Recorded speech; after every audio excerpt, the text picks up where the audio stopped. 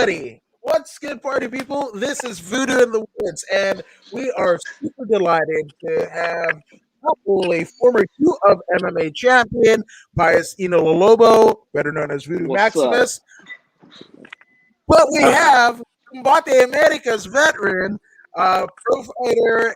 I mean, literally, a legion of the teachings of Brian Peterson of Peterson Grappling. He's the one and only Jesse Strader. Jesse, what's going on, my man? What's going on, guys? How you guys doing? Hey, just chilling, brother. Just chilling, man. I'm so excited to have you on, Jess. I've seen you. I've seen you many times, and I know how hard you work. And I, I just feel like you should be put on the map. You know what I'm saying? I want to do my best to put you up I agree, like man. I that. You appreciate know what I'm saying? that. Because I know how hard you work. I see you work. You know what I mean? It's relentless. Every single day is relentless. And I want to talk about you today, brother. I appreciate you, man. Yeah, that means a lot, dude. I'm happy to be here. It's gonna be fun. Yeah. Yeah. So, I mean, I guess we'll take it from the top.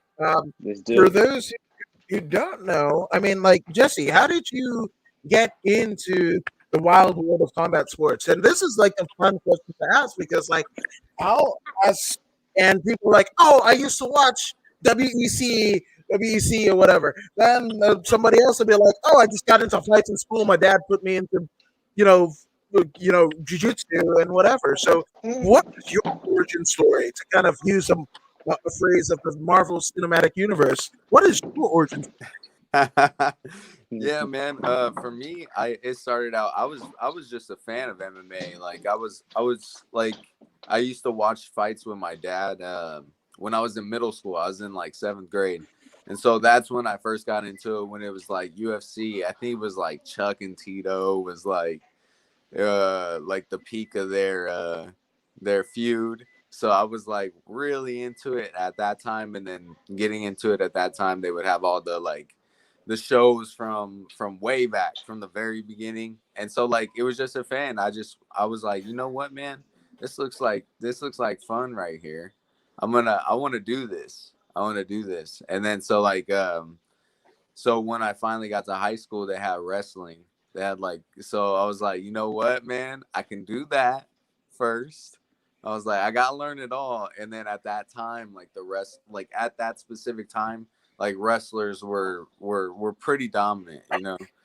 Even like Chuck Liddell was like, he was a wrestler, but he wanted to stay standing, but he needed that wrestling to keep it standing. Like no one could take him down. So that's how I started with me, just being a fan, watching it. Man, those glory days, those early UFC days, it was crazy. It was wild. And then finally once I got to high school, started wrestling, fell in love with it. I was like, man, this, I'm definitely gonna fight. I'm definitely gonna fight. And then that turned into like I started training jiu-jitsu.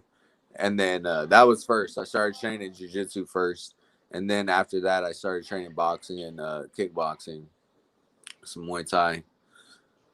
That's fantastic. So, when I first met you at Big John's way back, way back. Was Way that back. where, yeah, was that where you began all your mixed martial art training, or were you training somewhere else before? I was training somewhere else before. I was training at a place because I'm from Antelope Valley. So I was training at a place in Lancaster at the time, and that place closed down. So I was without a gym for like a while, but I had been to Big John's before, and I had been out there and trained with a buddy of mine. So I was like, a job opened up at Big John's, and I was like, hey, this is my moment. So I got the job at the front desk, and then that's where I was like, I found that other home gym, you know. And then that's where I met Brian Peterson, Peterson Grapplers. No, I think that's amazing, right? And it's cool how freely you're like, oh, and both of you guys are both Big John guys, right? But like Big John is like a legend in the sport. I mean, him in Zubaz pants with the body glove shirt, like that. that was like the early incarnation of the UFC. And again, as a fan, like you and your dad were, and we, you and your dad were much like a lot of us were like, what is this?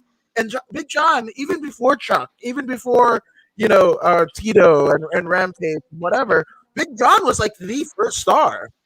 Yep, I agree. I agree. He really was. He was the guy that was always there, and everybody knew him. Everybody knew him, and he had like the signature.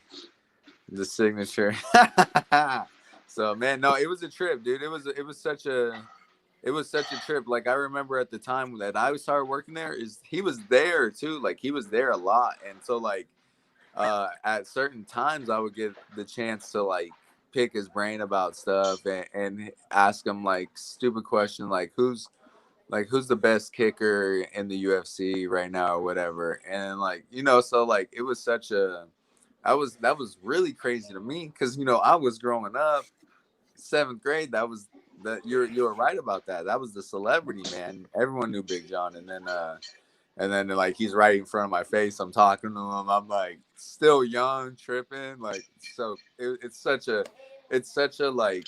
I have a picture. I have a picture from that time, and it's like it takes me right back. It takes me right back to those days, man. So cool. So, what he's talking about Big John always being there. I remember talking to Big John, and then from the corner of his eye, he saw someone in a ring. It was the ring, not the cage. Someone in the ring do a bad technique. He paused what we were doing, went to go fix that. When he was satisfied, then he came back. Then we continued from where we were at. This is the kind of guy this guy is. He's like that 24/7 every single day.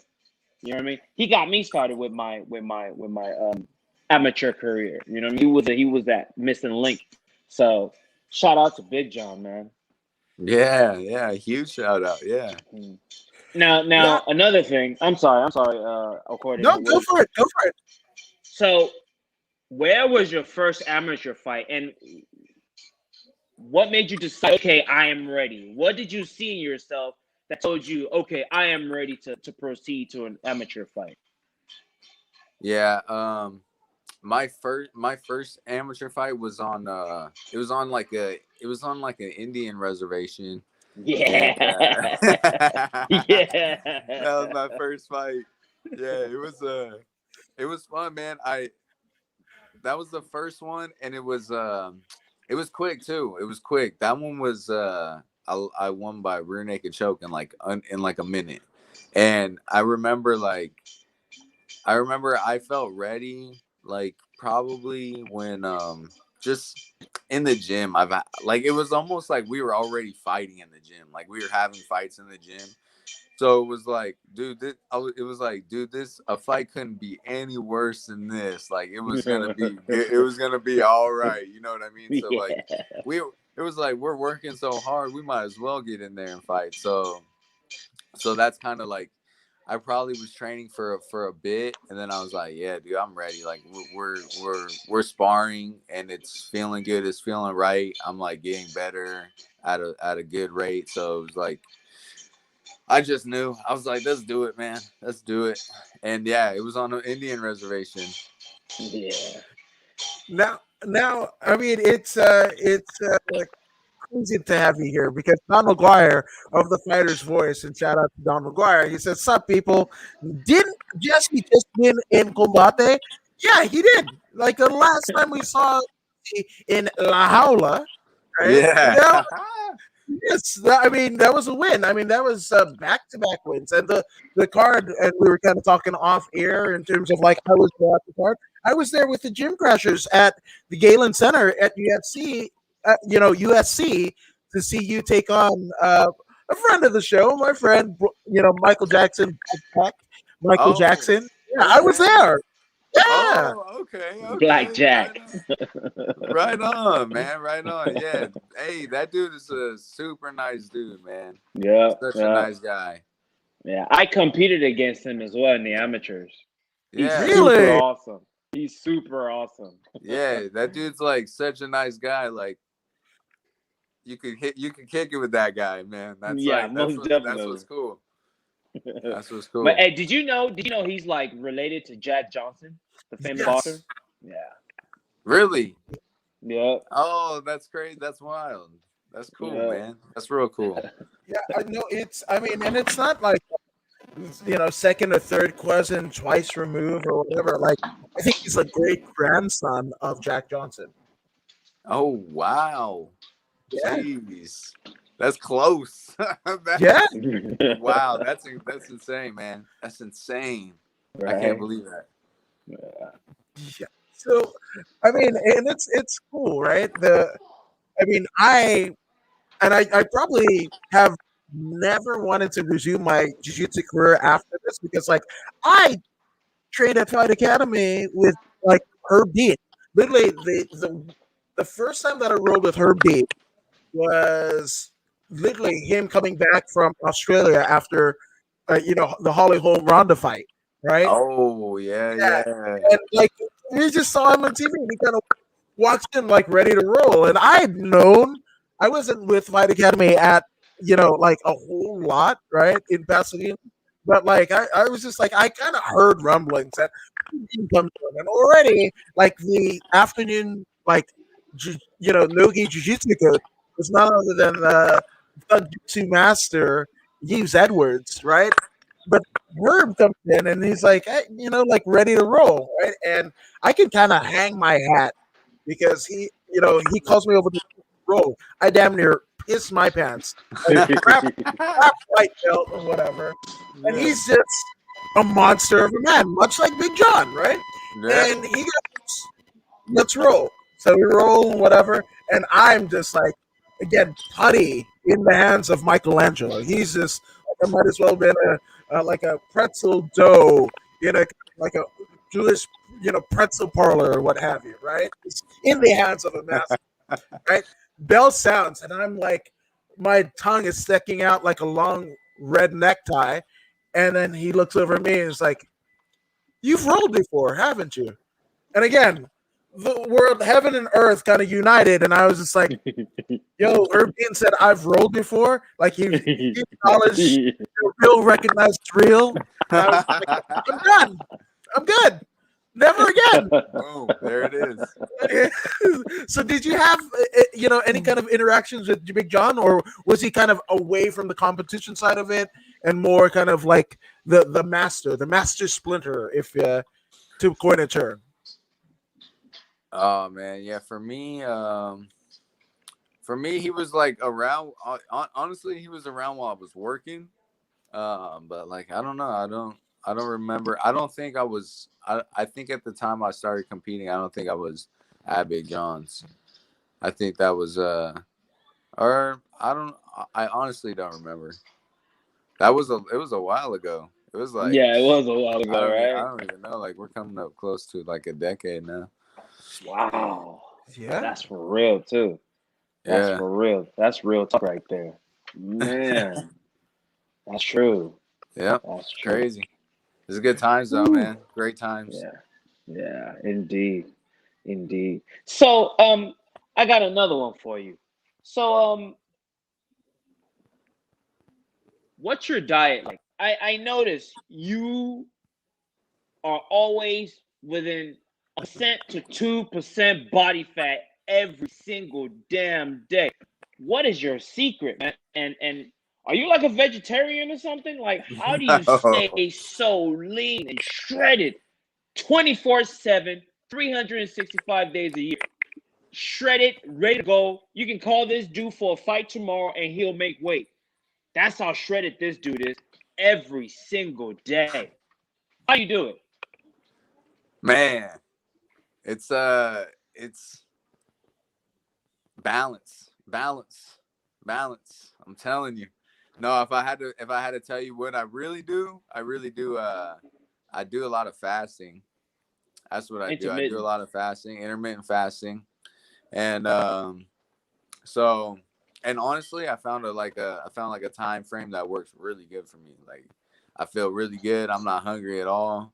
And then when I eat, I'm super satisfied. So it's like that perfect balance of like I don't feel like I'm sacrificing anything. And so I think that's the main thing. And then when we train as hard as we do, man, it's like it's so hard to like it's so hard to put on pounds when you're training 3-4 times That's a true. day. Yeah, That's so it's true. like right now I'm in a good spot because I'm putting in so much work. Um, but I'm sure when I take a vacation, I might pack on a few. Hey, Yeah. you fight at 45, right? 35. 35. Okay. Oh, Yeah. so you and I Jack have fought at fought. I have fought at 45. I fought okay. at 45 twice, but but yeah, I'm supposed to be fighting at 35. Okay. Yeah, yeah. Yeah. It makes sense. It makes I sense. I would like I was, and that's how I was fighting because like I was just trying to get fights. I was just trying to get fights. Like it's a lot harder to get fights than people realize. Like you think you just kind of like show up and you're like, I want to fight, and they're like, all right, come on, come with me. We're gonna find you a fight like right now. That don't happen like that. You gotta find somebody that's gonna take the fight. So it was really hard getting a fight. So I was like, you know what, I'm ready for 145 last minute, and then 135 with some notice. So Ooh. that's how I was kind of fighting my career so far. But now I'm trying to just like keep it 135 if I can. Nope. Because that's I mean, it's a good principle to live by to know what your natural body weight and optimization of all of the skills that you've essentially acquired, and kind of letting it play out in the ring or cage. So that's a pretty good principle to know. That I'm at 35 for the career at this point. And maybe venture up. As the pounds get harder to shed. But then again, it doesn't seem like you have too much of a problem. Nope, I'm good to go, man. I'm good to go. Yeah. I'm like So I getting. have I'm another like, question for you. Oh, yes, sorry. sir. Go ahead and finish your thought. Finish your Oh, thought. I was Sorry. saying I'm getting in better and better shape. Like every year older, I'm like getting in better shape. I'm like, dang man, when is it? It's like better and better and better. It's crazy. Yeah. So when I first met you, I noticed I was like, dude, he's more complete than he should be at this age. Like at Big John, even way back then, some 7, 8 years ago, you had a lot of tools already at such a young age. So my question is, what would you call your base? Like me, Taekwondo's my base. Taekwondo slash karate. That's my base. That's where I started, right? So Right. what would you say is your base? I would say I would say wrestling is my base, honestly. And you know what, man? Nobody knows that either. Nobody knows it. And I freaking love wrestling. I love grappling. The fans love knockout, so I always try to do that. But I love I love train. I would say wrestling, honestly. But even now it's even a little bit more different because now it's like I would say grappling. Like I would say like the whole thing because wrestling was, but like jiu-jitsu, I'm probably better at jiu-jitsu, and I'm probably more well rounded at that too. Yeah, So I'd say grappling as a whole because I just love that stuff, man. yeah, But as I said, the fans love the knockouts, man. So yeah, yeah. I love to do I that. I love what the fans love too. That's Like what's up. yeah. So I Yeah, always try to keep it standing, but yeah. like I train that grappling like I love it. So I hope I hope nobody takes that lightly. I've seen it with my two eyes, so I know exactly what you're talking about. You know? Yeah. Yeah, and Don McGuire is saying that he's worked half of his career with both Herb Dean and mostly Big John. So that just shows what a tenured vet that Don McGuire is. And he thinks, after seeing you fight, that you've got a wrestling build. Like, it kind of suits you well. Oh yeah. Oh yeah. That's Yeah. I love wrestling, man. I started out doing that, and for sure I would consider that my base. And That's I what's do up. have I have like a different build got a little cauliflower ear now. So Yeah. I look complete. I look like the complete wrestler. Yeah. Now, was there a conscious kind of effort? Because we've seen it. I mean, we kind of started out the show talking about Chuck Liddell. He's a stud wrestler at San Luis Obispo. Then we've got obviously in current form, guys like Aaron Pico and Justin Gaethje, who are again some of the best wrestlers that have essentially transitioned to MMA. But they almost forget it as soon as that cage door closes. They're like, "Oh, wrestling all out the window, and I'm just going to stand and bang." Right. So, was there a conscious decision where, like, I'm going to go ahead and do like the crowd pleasing stuff, essentially, play to the crowd, and the crowd wants blood, they want knockouts. Like, I'm going to be that guy for them, and kind of abandon even the thing that you love yourself. Right. Yeah. To be honest with you, it to be honest with you, it wasn't like that. It was kind of like this. It was like I was really good at ground. My ground game was good. It was really good, and then my striking was really good in the gym. So I was like, man, I gotta. But I would fight, and I wouldn't display it. I would take a guy down and sub him. But then I was like, you know what? This is amateurs. It don't matter what happens. You gotta practice the striking in like a live situation. So Scenario. then so then that turned into me.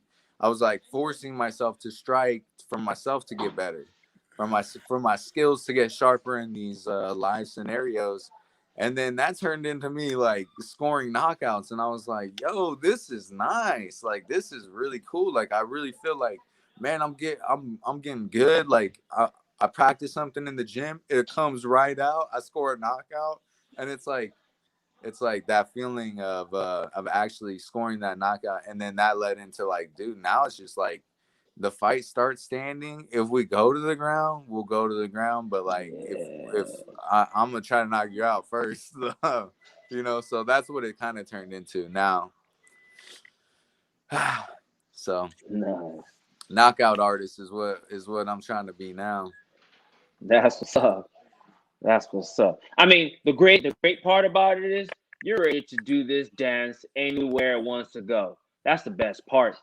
Icing on the cake is that knockout power. So that's what's Yeah. up. Yeah, man. It's got to be prepared, man. If you, especially at this high level, I'm trying to be at that. I'm trying to be at the high level. I'm trying to get into that top one, and to be at that level, man, you can't. If you have a weakness, you'll get it. It'll get exposed. It'll get exposed, and then that'll be a wrap. That'll be a wrap for you. Because once someone has the blueprint to beat you, and you won't last long. You won't last long among the best, the Mm. top tier. No, 1,000%. Which this is a great time to bring up this comment. But Don McGuire says Pico's tremendous, but he thought he could win with that smash mouth style, right? Jesse had to realize he had to transition, and now Jesse, you are essentially becoming that full package now, and we're even seeing that with Pico himself. Right, right. Yep. Yeah, man. That's the goal is to just be that full package and be successful, man. Build this legend, this empire, build it up. 100%. Which I actually want to go back to your amateur career because I think this is uh this is pretty cool. You face at CFL 8. You face Josh Wang Kim. Now, for those who don't know, uh, Josh and his brother, they are essentially well, I mean, smart dudes and everything. But they are a brother tandem. They almost look like twins. I'm not sure if they're twins or not, but the essential golden goose here in California for the amateur scene is the California state title, right? And Wang Kim brothers were able to secure one of these, the California state title, right? Yeah, yeah. So what was that? Take us back to CFL 8. right? And that fight with Kim, because that is a fight that you soundly won, in a split decision. So I mean, take us back to July 30th, 2016, and what was that fight like for you? Oh man, that was a fun fight. That was a real fun fight. Yeah, that was a guy that, again, I was a 135er, but like nobody wanted to fight this guy. Nobody wanted to fight me. So I was like, yeah, I'll take the fight. Let's And he go. was like, he was number one. He had the state title. He had like a bunch of belts. But I was like, this would be a good test. This would be a good test for me. I feel like, and plus, who else was who? There was nobody else. Like there was like nobody else. And so, so yeah, we fought, had a good fight, and he's a like long rangey, like in and out style, and so it was Taekwondo. a little tricky at first, but then once I realized like he didn't have a ground game, and like the takedowns were easy, then like it really kind of changed, because I scored a few takedowns and then got on top a few times, took his back. But it was a good fight. I remember I got cut early in the fight. I got cut like right before the round one was done, and it was a good cut too. It was like, I didn't think, I thought it was like a little scratch, but at the end of it, I got like 5-6 stitches. Like, it was a decent cut. And then, but yeah, man. And then so we won that. I won that fight, split decision, and won the belt. It was for the title, and for the CFL title. Yeah. And then I was supposed to fight him for that state title, in Orange County somewhere, and it fell out, and I don't know what happened. And then I was like, dude, I gotta go pro. Like, I'm wasting time. No, For I couldn't sure. get no more fights. He was number one in California. I beat him, and then and there was nobody else who was in the fight. So I was like, let's go pro. But that was a good fight, man. It was a great test, and he was it was a great fight. Yeah, and it's funny too, because now, I mean, you fought at CFL 8 as an amateur. Well, CFL 12, you make your pro debut. So Yes. I mean, a familiar territory. You're out in Victorville in the high desert, and shout out to Sifu, Ryan Smith, and Joe Daddy Stevenson, and the rest of the Cobra Kai MMA Cobra folks Kai. out there. But I mean, you're walking into familiar territory where you captured a CFL. I mean, essentially, you're a CFL amateur champion, and you get christened in your pro debut in the same cage, in the same place.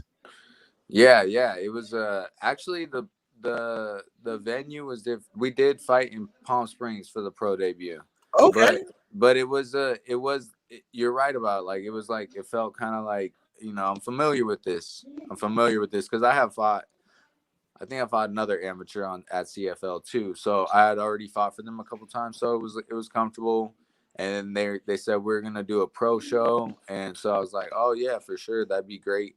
And yeah, same thing, man. I'm glad I did it. It was a fun fight, that's for sure. Definitely one of my highlights came from that fight. That's awesome. That's awesome. So, do you have anything scheduled coming up? No, nothing scheduled. I'm just staying ready for like a last minute opportunity, for if anyone falls out in the fight. I'm ready to fill in for that. That's what's up. So that's literally what I'm doing. I'm staying ready, training, staying sharp, ready to make weight in a couple days notice.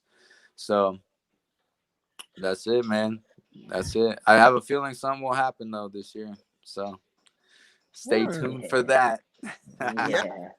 No, absolutely. Which I gotta ask, right? Because we saw Gustavo Lopez and a couple of other people that were under Combate contracts, essentially ascend to fight for either the UFC or other places, right? So in terms of like, I guess contractual, red tape, essentially right now you're a free agent, right? You're not bound to anybody.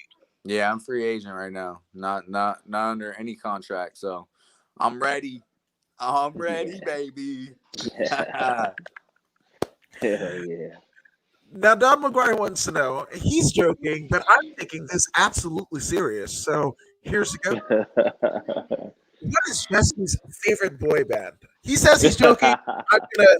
Do you have a favorite boy band, good sir? Oh man, that's tough, dude. That's so tough. In sync, Man, brother. In sync is mine. you know what? I got a top two. I'm gonna go NSYNC and Backstreet Boys, man. Those were like Yeah. growing Okay. up, man. Those were the jams. And now when it comes on, everyone acts like it ain't the jam. But we know it is. We know it is. So I'm just gonna destroy the whole conversation. Jackson Five. Jackson Five. Jackson You got Five. a point there. You got a point there. You go from like round robin, and then you end up Okay. with PYT, Pretty Young Thing. And Yeah. if you put, I don't care what the age group is, what the club kind of like, oh, it's hip hop night, oh, it's rock night, or whatever, right? Yeah. You put PYT in a goth club, I guarantee you'll see one of those like antisocial kind of dreadlock raver kids is going to be shaking their butts. So I'm just saying, Ace in the hole. For me, it's Jackson Five. Yeah, you know what? That's a good one, man. That's a good. I'm almost like regretting my It's too. Here's where I'm gonna make you like feel redeemed for your pick, right? Yeah, like I that. heard quit playing games with my heart. I think I was in middle school, right? Yeah. And I was like, damn, that is, I guess as the kids say, lit nowadays, right? Right. Cool was Right. still a thing when I was like in middle school, right? So I was like, yeah, that's cool, right? So I asked my dad and my stepmom, like they were like, oh, you can get 5 albums, and I'm thinking, oh, Backstreet Boys, we just had Blackstreet with No Diggity, No Doubt, and Don't Leave Me Girl, and everything. Those are the joints. So I'm all like, Black Street, Backstreet. Okay, there's there's like it's a That R&B group, right? Like Yeah. I them on the radio, right on Kiss FM with Rick Dees. Rick Dees, dropped it, and let us as the listeners decipher. And essentially, what happened was uh, I got my wish, and I got one of the 5 albums. I think I got like Sugar Ray, I got Corn, Follow the Leader, and I opened like the last thing, and it's like this 5 dudes in various states of water dripping down the cat. I look at it, and I didn't even like whatever. I just go to my sister and like, here, you got things. I was just like, whatever. But compared to like weird tattooed face rappers and SoundCloud or whatever, I would think NSYNC and Backstreet Boys, Spice Girls, like Spice Girls still hit. I'm just saying. So yeah. that's Spice says boys to men. I'm just saying. I mean, Boyz II you know, Men was dope. Boys to Men. yeah, Boyz II Men was yeah. dope. I mean, Conor McGregor wants to talk about Red Danny Night when that old dude with the cane started, baby, Ali. It was over. Over. Yeah. 100%. Uh, Right. Hey, Totally right. speaking of Conor McGregor, yo, Jess, what'd you think about that calf kick series, man? Was that Man, a systematic destruction or what? yeah, it Now was for sure smart. the question is, why wouldn't his team understand the potential for something like that to happen? What do you think about that? Honestly, I think for that specifically, I think maybe that they're not. I don't know. Maybe they didn't believe in it. I don't know. They never because like that it works. It definitely works. We've seen it work time and time again. So like he was saying he was checking them. He checked maybe one kick and it was too late. Like it was already compromised. But it's still. I mean, I've seen worse, but that yeah, man, that calf kick works, and I think they were just kind of maybe arrogant about it. Maybe because you look at it and you're like, man, to maybe the average person, a kick to the thigh looks like it hurts more to the calf, but the calf kick, the thing with that is it like shuts your foot off. So it don't matter. It doesn't matter if you think you could take it, it's gonna shut it off. Like so, I think maybe arrogance. You gotta check those kicks, man. No. It seemed like he was coming in, take out Dustin, sign up for a boxing match with Pacquiao, Pacquiao. and keep it pushing. It seemed like his whole camp was 80 to 90% boxing. This is what I feel. You know what I'm Yeah, saying?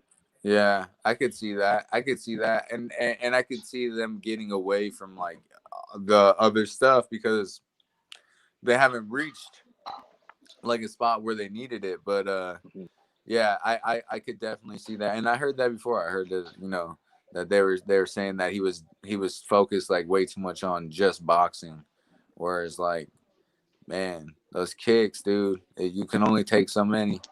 And Yeah. then that, and even though maybe it wasn't like just the kicks, but the kicks set up everything else. The kicks lag, make your movement lag, make it your rhythm off. You can just mess up the whole thing if the kick itself doesn't take you out. Yeah, which I mean, it's kind of crazy to me, right? Looking at the, I don't know what the game plan is. I wasn't in the inner sanctum of Connor and his crew. His what is it, fast twitch, whatever that he's got going, or straight fast gym. Yeah. Oh man, I actually downloaded the app and I was like, oh, Conor McGregor's got a pick. And like I open up the app, and I sign up for it, and it's Connor. He's looking at me, and I don't remember what it says. I mean, it might have been the effect of like, "Hey, you're a fatty, lay off the doors and whatever." I mean, it was all Irish and whatever. But when you look at the team, you've got a team of specialists, right? Where you've got Owen Roddy, as the boxing coach, and Owen had his own, boxing career, right? Then you've got Coach Canova, and he also, I mean, yes, he's an all-around MMA coach. We see it with Patty Holland and who's the other one? Geez, big Nordic guy. I can't remember. I want to say Gunnar Nelson. Gunnar Nelson. Yeah, yeah, yeah. Oh Gunnar yeah, yeah, Right. Nelson. yeah, yeah. Yeah, so Gunnar Nelson, right? And so, I mean, he can be a complete coach, but I also think that when it comes to Connor, they are boxing heavy because he does have power in his hand. So I just think that there was nobody like of the the karate, the taekwondo kind of deal to kind of to thwart that from happening. And I also don't think that they anticipated that calf kicks were a thing.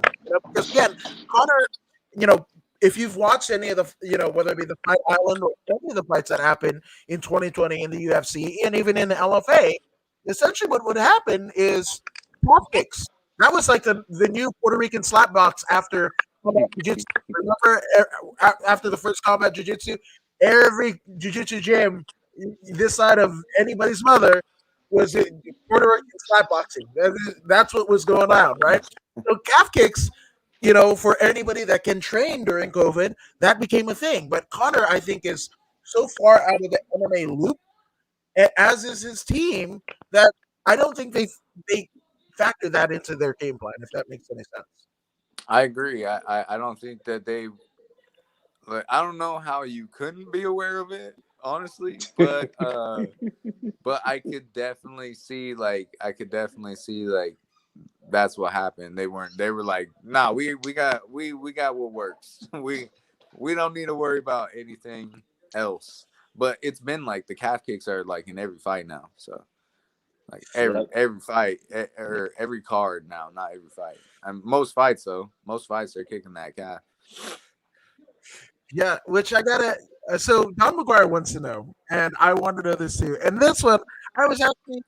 there for this one. So I was actually at two of your fights, but taking it back to King of the Cage, energetic pursuit at the once Citizen Bank Arena and now the Toyota, right? Uh, Okay. your fight against Christian Garcia. Is that when you realized that you had power in your hands? Um, no, my first fight, the fight before that was my second pro fight. My first fight, the fight Yeah. before that, that was the first time I put somebody out cold, and I was like, yo, I looked at my hand like, what? Like, I looked at my hand like, what is this?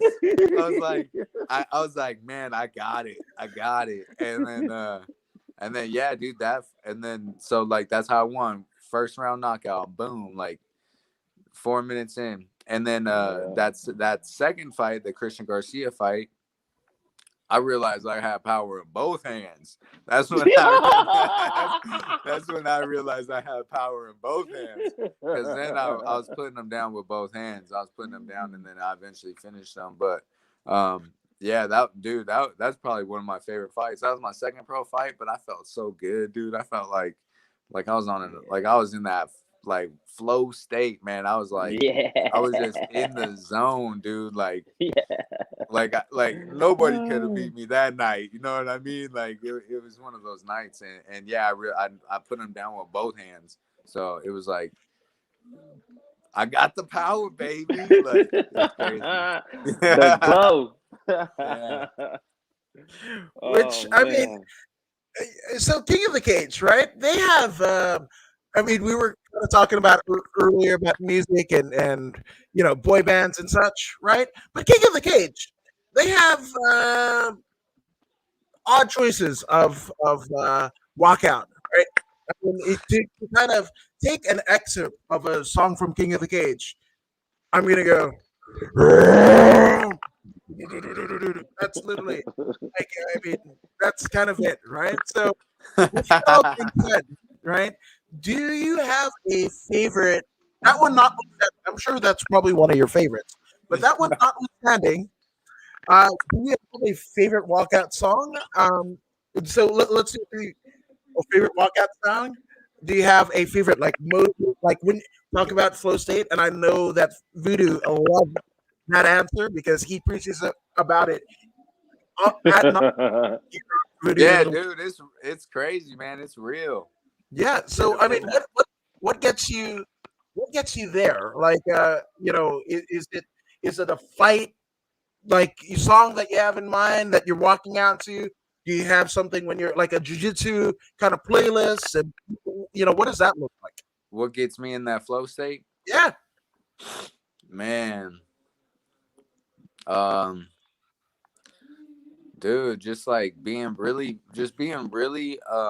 mindful of where I'm at, of like that's really where I get it. Like for a fight, okay, you said favorite walkout song, right? Yeah. Okay, my favorite walkout song is probably Beware by Big Pun. Um, Oh. that's like, dude, that one right there, man.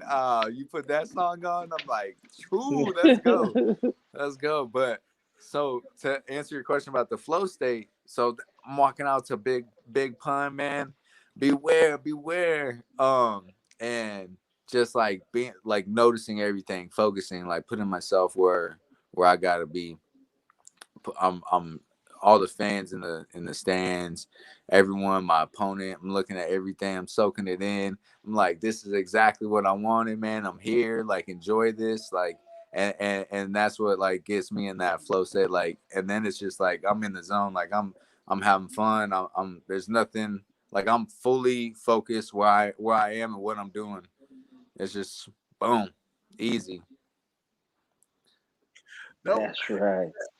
And Don McGuire says he misses the voice of King of the Cage notable Steve Inman, which I think he's still kind of doing almost like that Robin Black esque kind of like breakdown of fights and everything. So I mean, Steve Inman is still around, and I think he's working for Mav TV full time. So shout out to Steve Inman. But Voodoo, take it away, bro. Yeah. So another thing, Jeff. I've seen you run, right? I'm just very impressed by this young man. You know, his work ethic. That's what's so crazy to me. It's like, yeah, he's over here all calm and all nice and all that, but he's a madman. I'm telling you, the boy's a madman. When I he's am. in there I'm training, crazy. I'm a nut. hey, he's one of them dudes that gets to the gym early. He gets his training done. He trains with us too, and then when the training is over, he gets some more done. That's the kind of guy this is. You know what I'm saying? So like, how many miles do you run a week? Oh What's your man, what's your what's your cardio game? What's your cardio game? my cardio is sick right now, man. My I cardio know. is my cardio is top notch right now, man. I probably run. I don't. I'll be honest. I don't. I really don't put in a lot of miles. I put in more like sprints, and then I do other stuff. I have a lot of fun, lot of torturous fun on the Airdyne bike. Yeah. That'll get you going. And then you know what I'm a big fan of that everybody hates is Coach Brian's jump ropes. Yeah. Dude, that'll get your Yeah. cardio right. He has these Yeah. big, massive, thick jump ropes that are heavy. Oh, dude, doing a minute is like running a mile, man. It's crazy. Yeah. Uh, Yeah. so yeah, Hey, man, that I those put in. ropes are legit. Dude, Those ropes are those legit. ropes are crazy, man. Those ropes are so crazy. They'll get you in shape. Mile wise, I probably only run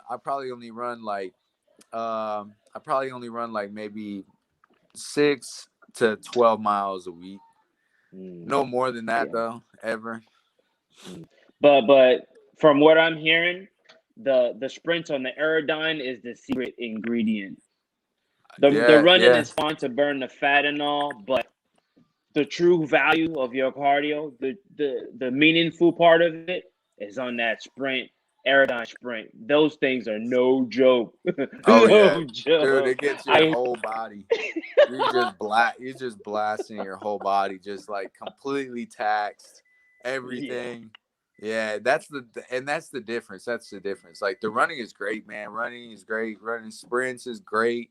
But yeah, that the arm Yeah. aspect on the Airdyne bike is like another thing too, you know. So it's like Yeah. killer.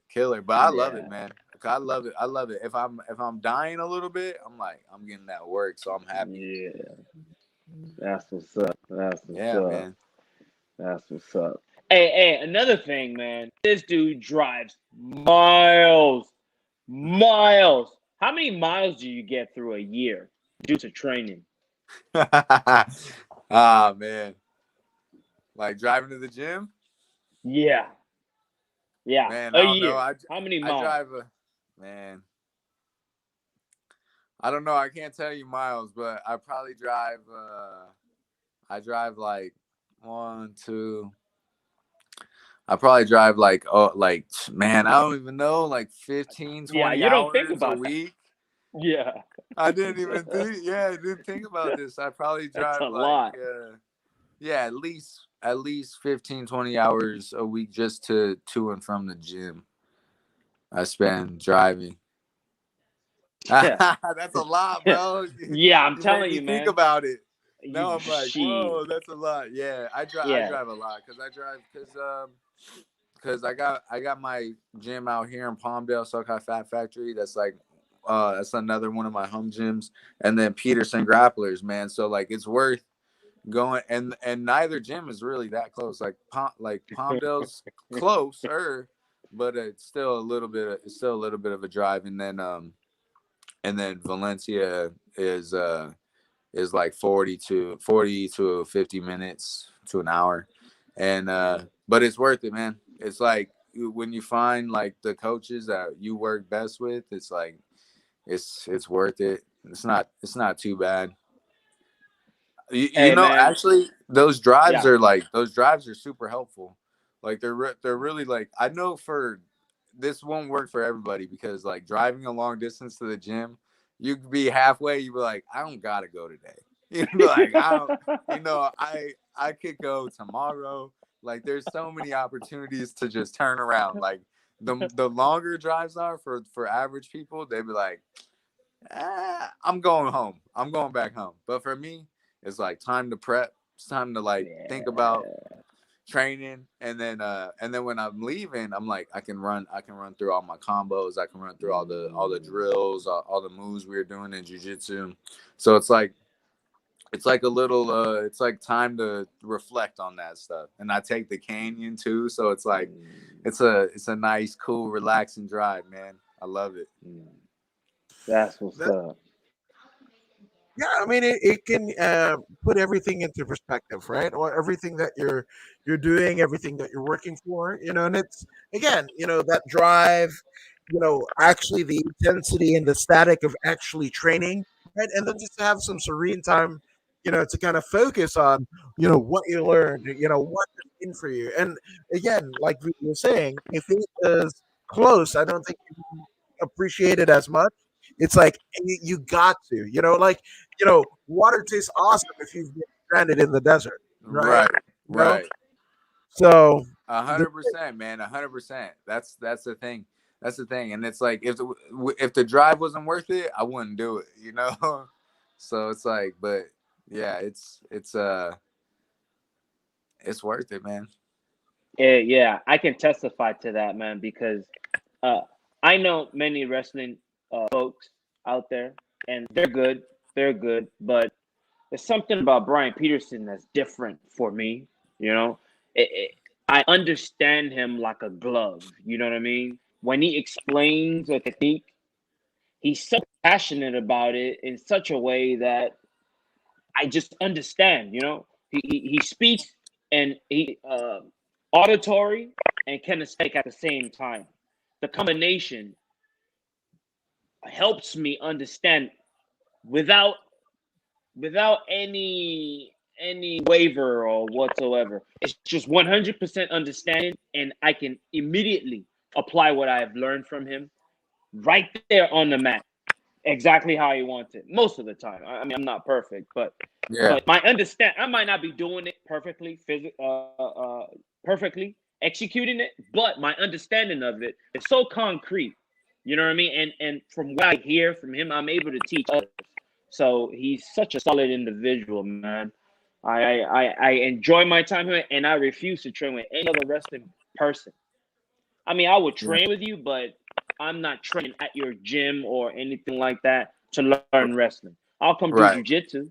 I'll come do Right. jujitsu, but wrestling, Brian Peterson is the one for me, man.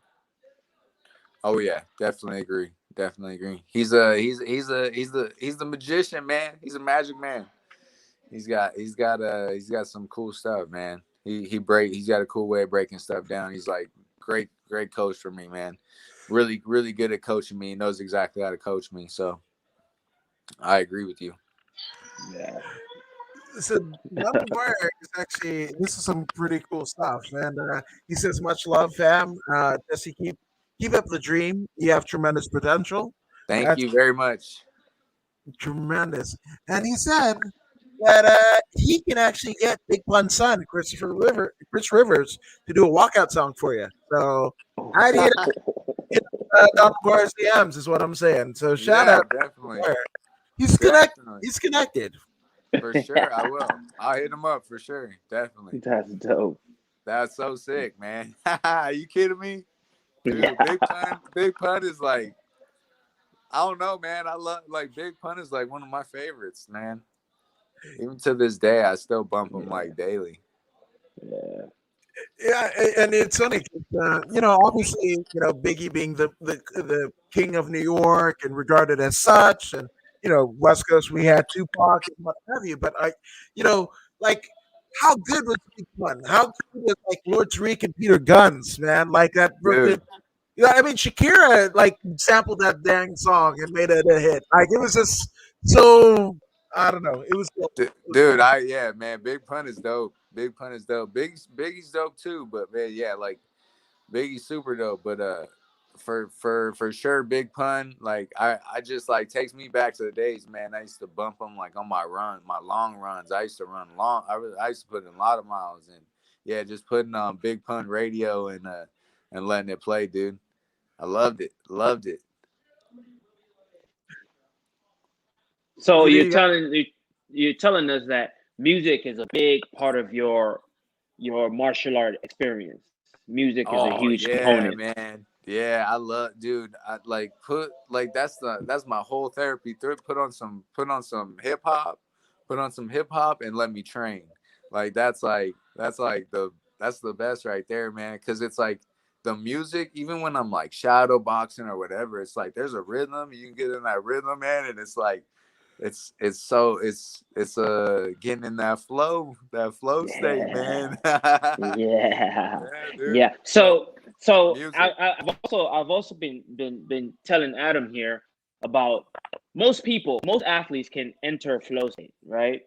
But then there's that next one, which is free flow. Free flow is the one that I've seen you get into. You know what I mean? I've seen you get into Really? that shit. Okay. Yes, free flow is when you are you're so you're so connected in what you're doing that any technique that comes up that can solve the riddle immediately is what you're doing in that moment. That's what free flow is. Most people can like box really well, right? That's flow state. But then if you can't kick to match that punch, then you cannot advance to free flow. You know what I'm saying? Okay. So Yeah.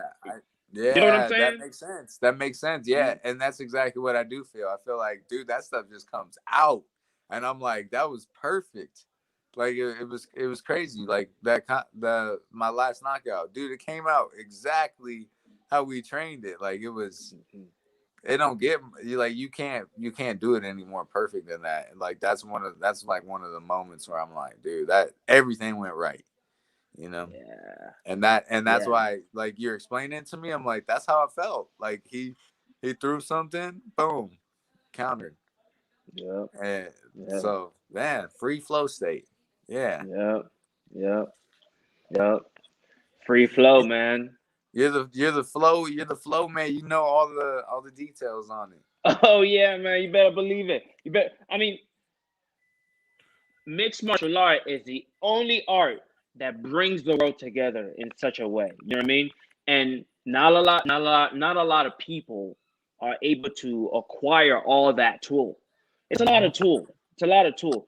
And first you have to learn all those tools, and then you have to bring them to a level such that it's better than at least 90% of everyone else around you. They might be better than you in just boxing or in just kicking or in just jujitsu or in just wrestling. But when you're able to access free flow, all of those tools are at least 80% to 90%, which brings you to a whole nother bracket. Every one of those techniques at that level.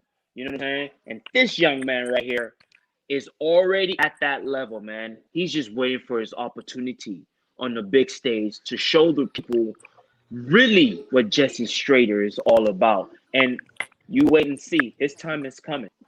His time is coming. That's it, man. That's exactly it. I'll be ready for that day too. So in the meantime, I'm sharpening the tools. Yeah. No, we love it. I love it. Which uh, I gotta ask, right? Looking at the crystal ball, right? The hypothetical crystal ball. Where would you want to see yourself come this time next year? Um, this time next year, I want to be, honestly, ideally, I'd be in the UFC with a couple of fights.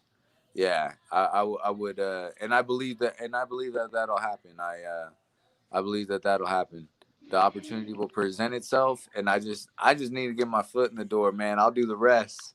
Just let me slide, Yeah. let me get up in Yeah. there, Yeah. and I'll do the rest, man. I'll for sure.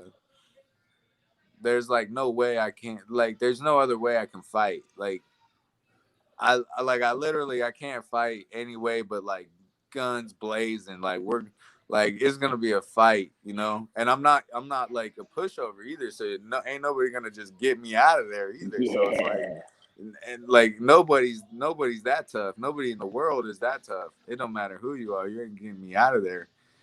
So I just need that opportunity to get my foot in the door, and I'd like to be in the UFC with a couple of fights. Any any opponents? I mean, obviously you've had some time to scout, right? Like hunter and its prey. So any interesting matchups in the UFC? We had well, I mean that's flyweight. So I was going to say Jimmy Flick, but that's flyweight. But any bantamweights that look closer to you? Man, all the bantamweight in the UFC right now is like it's a Active. good division. It's a stacked, Active. it's a really Mhm. stacked, really solid division. And so like if I could just get in there and everybody in the top 10, top 15, if I could just get in there and fight any of those guys, like those, like seriously, like, cause Yeah. or not even any of those guys, I want to fight all of those guys because, dude, not for a few reasons. One, I want to test myself against the best. And these guys are great. These guys are good, man. These guys are where I want to be right now. So, of course, I want that. And then also, so like I want to test myself against these guys, but like also I want to take what I feel I deserve. And I have a small record right now, but that's only because I can't get fights. I'm fighting all the time in the gym. Like my skills are it's like I have 20, 25, 30 fights. So it's the record don't mean nothing. When I get my shot, everybody will see where I need to be. I love it. I love it, man. I can't wait to see you end up. And I think and during this COVID time, as crazy as it has been for people's health, financials, loss of loved ones, whether it be out of COVID or I mean, you just can't see your family, right? Yeah. Like all of that happened. But if you were a fighter that was you felt like you were on the cusp of being in the UFC or getting that shot with LFA or Bellator or whatever. All those calls happened, and it didn't just happen here in SoCal, but it happened like Middle America. It happened like in Boise, Idaho. People got shots. Wisconsin, what's up? Stand up. Like Yeah. everybody got shots. So it's not out of the realm of possibility, especially with your record as it is, and you being a free agent. Not, I mean, if they got, all respect to Gustavo Lopez, yeah, awesome dude, but Yeah. kind of a similar situation where I mean, he was actually a combate champion. He Yep. was champion for the promotion, but kind of had to go teeth and nail. The fact that you don't have that bureaucratic red tape, I'm just saying, keep that line open, my man. Yes, sir. Yep. Yeah. 100%. 100%. And I'm for sure open. For sure open. I just Yeah. I have this feeling. I have this feeling something's gonna happen. So we'll see though. We'll see this year. Just trying to get some things moving. That's all really at the end of the day. Yeah. That's what's Yeah, up. yeah. So That's I what's mean, up. that I think that's a pretty good point to kind of end it. But before we go, I got to mention this. So Don McGuire says, "I got you on the reel. I'm fan with his label owner, so that's coming down the pipeline. So we're gonna about Ah, that's sick, man. yeah. Thank you, That's what's dude. up. Thank you, Don. So shout I out to Don appreciate McGuire. that, man. That's Yeah, that's that's so cool. yeah. And I also hope he has you on the fighter's voice too. So I think that'd be a good fit too. So again, we'll connect the dots there. But Right, man. speaking of people and entities that have helped you connect the dots, not just as a fighter, but as a person, let's get some shout outs out of the way, my man. Man, some quick shout outs. Okay, I gotta shout out my Quick, gym. long, whatever you got, brother. All right, I gotta Yeah. shout out my gym. So I got Five Factory and Peterson Grapplers. Man, love those guys. Love all those guys. My management, Upgrade Management. And Julian then Marcos. yeah, Yeah, man. yeah, yeah, man. Shout out Julian with Upgrade Management, and Shout out all my sponsors, man. There's too many to name. I don't want to leave them all out. I gotta get that down. But shout out all my sponsors, all my supporters, like everybody who like checks out on my stuff and shows love, man. I appreciate that. So like shout out to all of those guys, all of you guys. And then you guys, man. Thank you guys for having me on the show. You guys, I really appreciate it, man. Appreciate it. I Thank love it. you. Yes, Thank sir. you.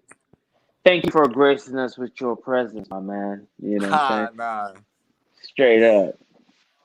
No, man. And we thank you guys for joining us here at Voodoo in the Woods. And if you haven't already done so, go ahead and like, share, and subscribe with you. I mean, like-minded friends on Facebook and YouTube. Heck, you could be people that you ain't seen in years. I hate that fool. Hey, share that with them. Let's do it. Let's do it. I'll take it. Let's do it, man. But again, thank you guys for watching us here. Thank Jesse for coming on. Thank Voodoo for hooking this all up. And we will see you again with more Voodoo in the Woods soon. And we are